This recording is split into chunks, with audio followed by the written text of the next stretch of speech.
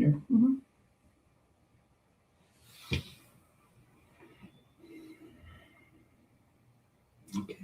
Okay, everybody, breaking news for you. Listen up. We're here live. We want to help you. We are here to give you some information about immigration. So what's going on? A lot's been going on. Here's the breaking news. The administration is deploying a tool. It's going to use a tool to pressure undocumented immigrants to self-deport. Civil fines as much as $1.8 million. And more than 100,000 people have received these letters. That's a lot of money. ICE has been arresting foreign citizens with expired visas, including spouses of American citizens. So if you have deportation orders, do not travel. It's very important. Yes, that's really important because what's been going on now is that we have heard that people with orders of deportations, that they've been approached by ICE, in plain clothes.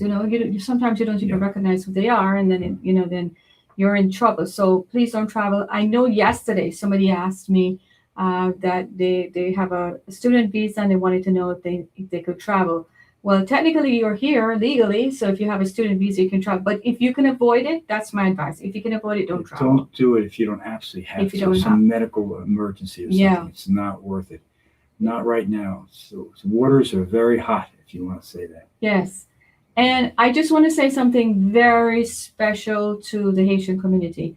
I know that we have a lot of people here from Haiti who have been reaching out to us and who watch us here and who've been listening in, and they've asked some questions, and I've spoken to some of you. Listen, I know that it's been a stressful time for you all. Your TPS expired, and the government doesn't look like you're going to get any renewal on it. So I just want to tell you, for those of you who are here and you're listening to us, you all should apply for asylum, for political asylum, because your country is in a very bad place. And just as how I remember when Secretary Marco Rubio told the people from Venezuela, listen, you don't have TPS anymore. You all should apply for asylum. And I want to tell you guys that you really should too. And I know that you're stressed, but it's something for you to think about. Okay? Sac passe mon cher, moi parle un peu de créole, moi parle français aussi. Okay? You're my friend, so I just wanted to tell you that. Okay? All right. So I also got received some questions from you all here in the community. And somebody told me, said, I'm married prior to date. Okay, so you are you have a prior to date of December 2018, and you said you're a married child of a U.S. citizen. So do I have to continue waiting? Yes, you do, because they're processing cases now from 2013 and 2012. So if you have a case from 2018, yes, you're going to have to wait a little bit for that, okay? And then we also got another question. My nephew's case has been approved in Manila, and they told me that a visa is available, but I haven't received a letter. So I want to know, who did the petition for you? If it's a second preference, unmarried child, then they're processing July 22nd, 2026. So that's really good news. But if it's other categories, okay, that they're way behind. So let me know exactly who did the petition, and then I can tell you more or less where you are. The Philippines are behind in visa processing. That's always been the case. The Philippines, China, India. It's always been like that, okay? And then Ed, somebody asked you about the K3 visa. Ask you about the K3, visa's been around for a long time. And so let's break it down. The K3 is a non-immigrant visa for the foreign spouse of an American citizen. So Congress created back in 2000. So married couples wouldn't have to sit apart for years while the immigrant petition is processed, because it takes a long time. So the idea was simple: file the I-130 for your spouse, then file a K3 petition, called an I-129F. So if your spouse could come to the United States fast on a temporary visa, then that would be good. That was really the purpose of it. but it's gotten complicated. So if you can get this, if you let me just back up a little bit. So your spouse could come to the United States faster on a temporary visa, while the green card case is still moving in the background. But there's a catch to all of this. It's a little complicated, and I'm trying to summarize it for you. But the catch is this: that this is the part that most people don't realize. The K3 is really obsolete today. USCIS automatically terminates the K3 case the moment the underlying I-130 gets approved. And because the I-130 processing times have really caught up, sometimes even beaten the K3 processing times, most attorneys don't recommend filing a separate K3 petition anymore. And that's actually good advice. So in most cases, you just do the standard I-130 consular process. And you get the CR1 or the IR1 immigrant visa directly, but it still comes up.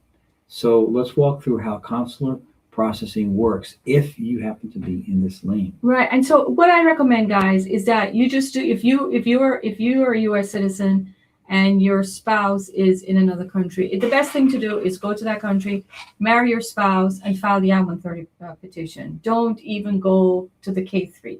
Because what happens is that the K3 is just taking longer than expected. You do the I-130, it gets approved, it gets forwarded to the NVC, you do all the documents at the NVC, you send all the documents the NVC requires, you fill out all the forms that they want, and then you get an appointment, like the DS-260, you upload everything to the NVC portal, the CEAC portal.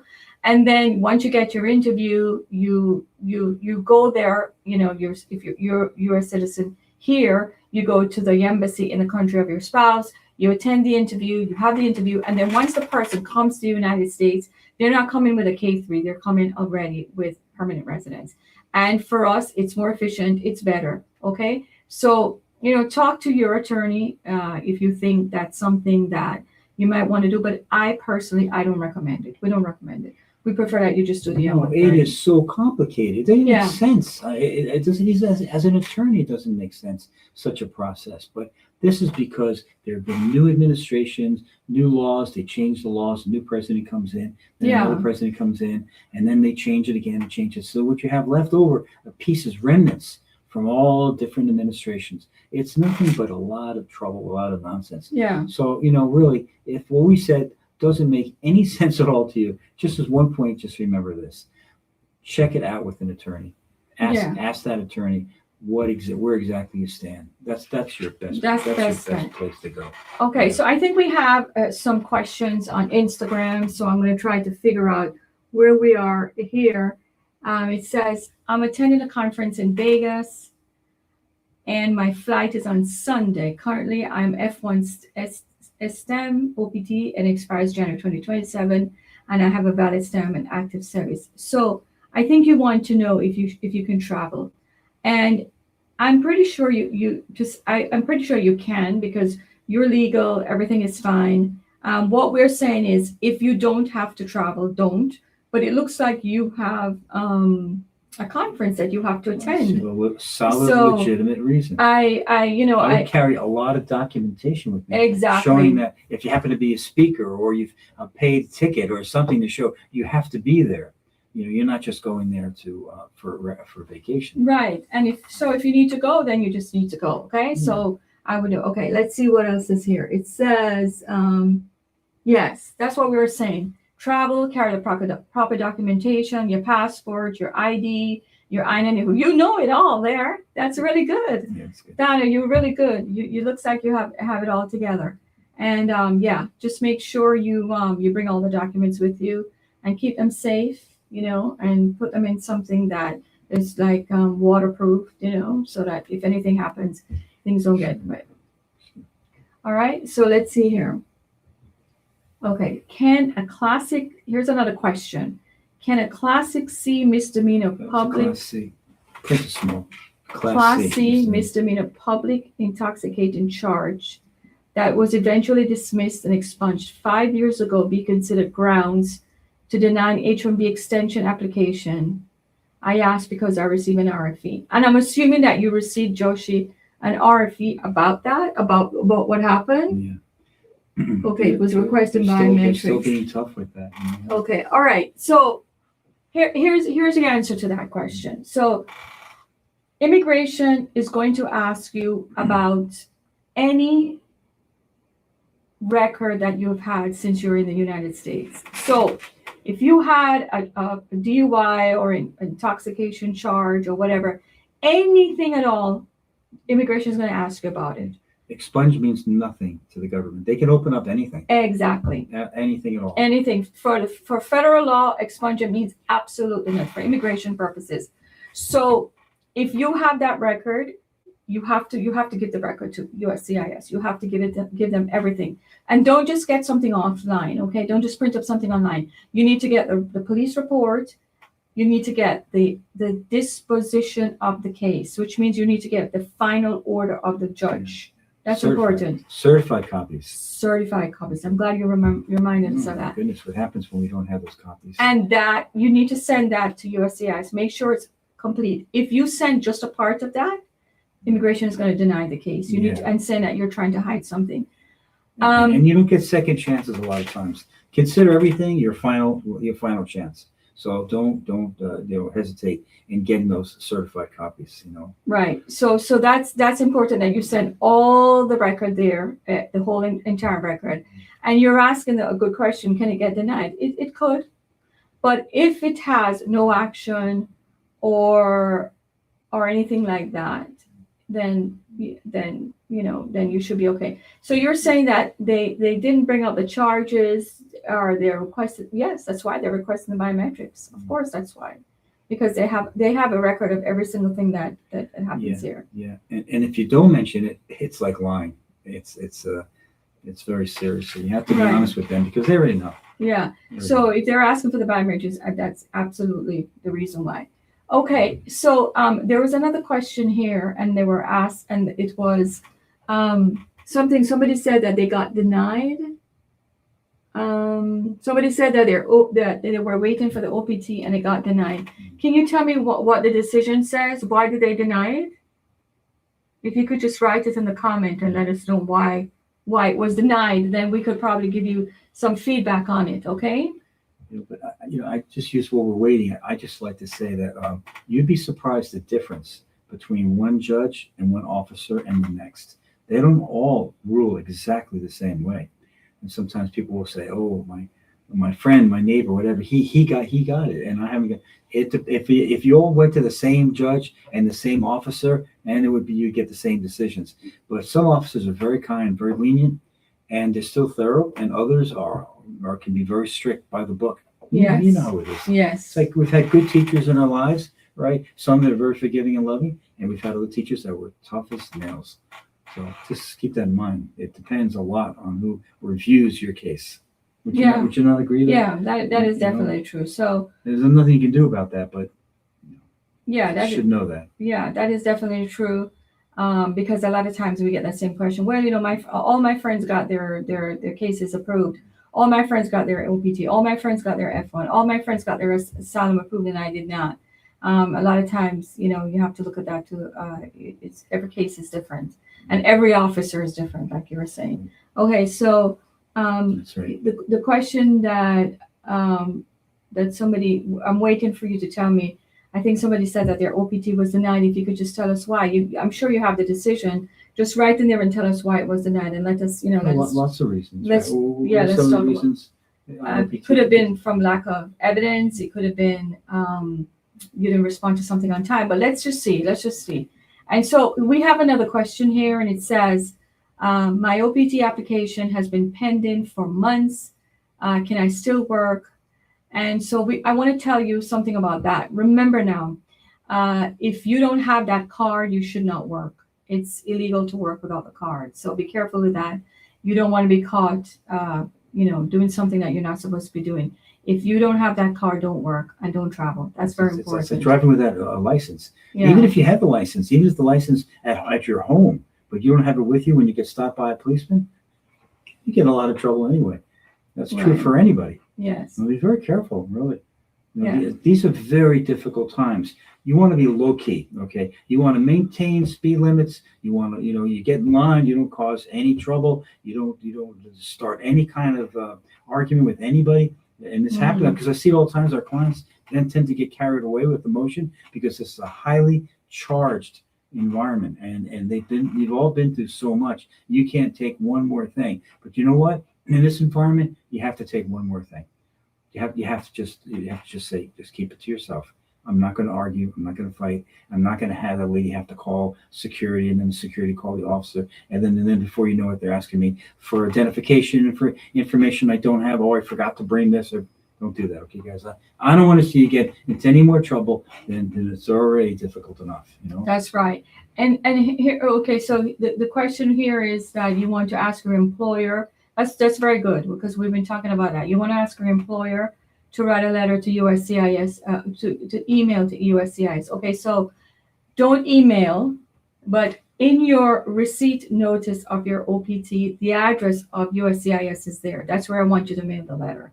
Okay, so it's not necessarily an email. It's that if it's premium processing, there is an email, and reach out to me, immigration@finance.com, and I can give you that email. But I would rather that you send a letter, certified mail, on the address that's on your receipt notice. That's important. Yes. So here's another question. My H1 picked up in 2025. So you were picked in 2025.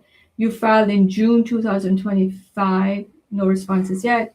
Trying to make processes premium. Sent $16.50. No case update is premium processing. Okay, no, you just have to wait for that. If they haven't taken the money, I think that's what you're trying to tell me, that they haven't taken the money yet from your account. So then if they haven't done that, then you just have to wait. That's all you have to do. There's nothing else you can do. You have to wait on that. Once they get the money from your account and you get a receipt notice, then you can reach out to USCIS. But as of now, don't do that, okay? All right, so we have another question as well, and it says, what happens if I don't find a job? What happens if I don't find a job during the OPT?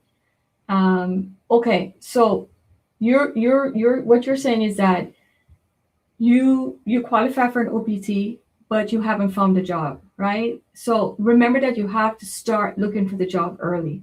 You have to, you know exactly what you're qualified to do. You know exactly what your degree is in. So you have to really start looking for a job, an internship early in the process. Don't wait until graduation or a month before graduation. You need to do it way ahead of time, okay? So you have to stay organized, keep in touch with the DSO, keep in touch with your advisor, keep in touch with the people in the office, right? In the International Student Office, and make sure that you apply on time and apply to several jobs. And make sure you do it ahead of time, okay? That's so important. It's not easy. It's hard. They're putting a lot of pressure on you, to really follow the rules and regulations exactly. And right. If you start missing deadlines and there's no excuses. They'll deny that case in a second. Yeah, so that's super important. It's worth the time. And have someone get over. Someone you trust, someone at the school that you trust, or a friend. Sometimes the third eye can make all the difference in the world. Of course, I always say, an attorney. I have my taxes looked at by an attorney with 30 years experience. I'm not going to give my taxes to anybody. I don't want to get audited. I don't want problems. I'm going to give it to someone. Is it worth the money? It's worth every single dollar.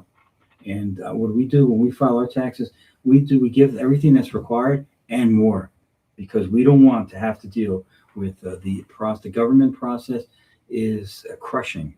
It can crush you, any one of us, American citizens, and also all of you that are trying to live in the United States in peace. So I want you to come here and live in peace and not worry about these things. That's right. So hold on to something. You write out money orders. Make sure you hold on to the receipts for those money orders. Don't lose those money orders. Right. That's important. You really become an accountant, become a bookkeeper, become an expert in how would you call them?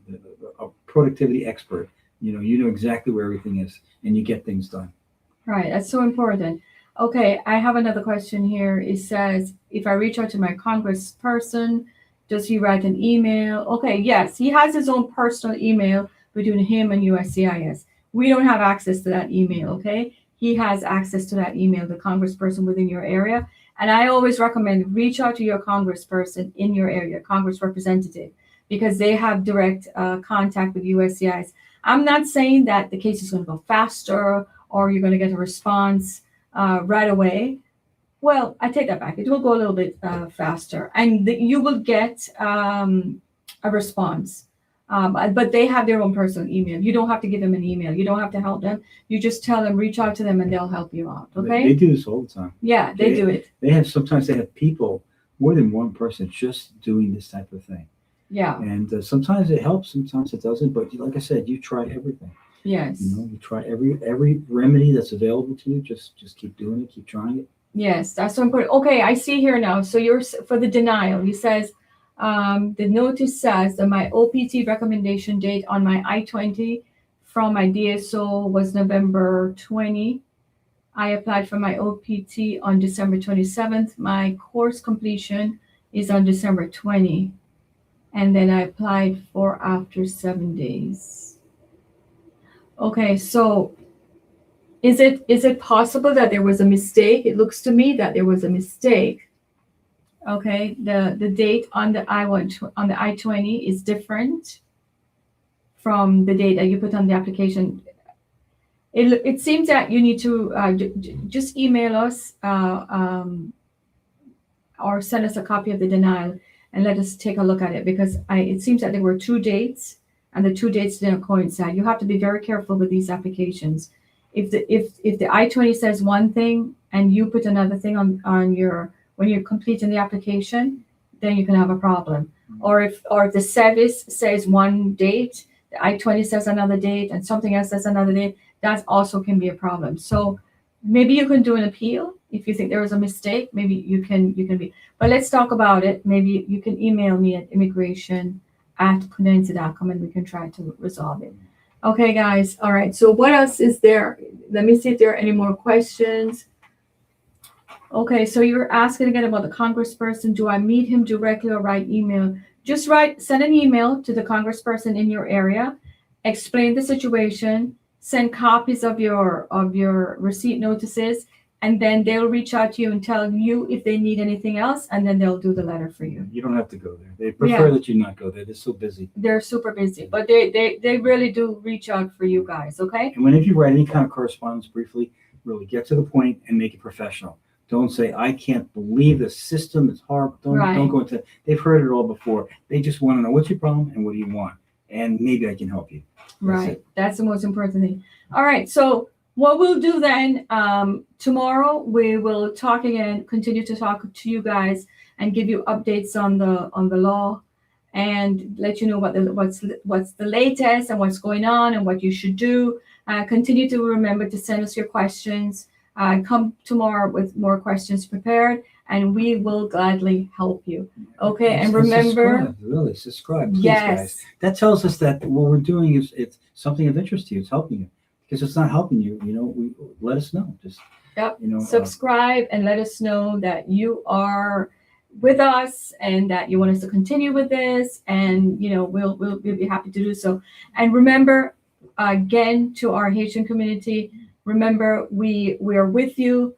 We want to help you. We feel what you're going through, and to apply for asylum. Okay. Au revoir. Au revoir. And do it in Spanish. Oh, well, my husband wanted to say something. Yo tengo un canal también en español. Si ustedes quieren hablar con nosotros en español o quieren escucharnos en español, nosotros tenemos un canal en español, okay? My wife, I'm sorry, you have to cut off now? Because she speaks Spanish fluently. She speaks French fluently. She knows Creole, all right? What other languages? She knows all the Caribbean dialects. So when she's mad at me, I don't really know about it because she uses different languages. That's right. I don't know what she's saying. Okay, guys. Bye-bye. Thank you so much. All right, good. Many blessings to you.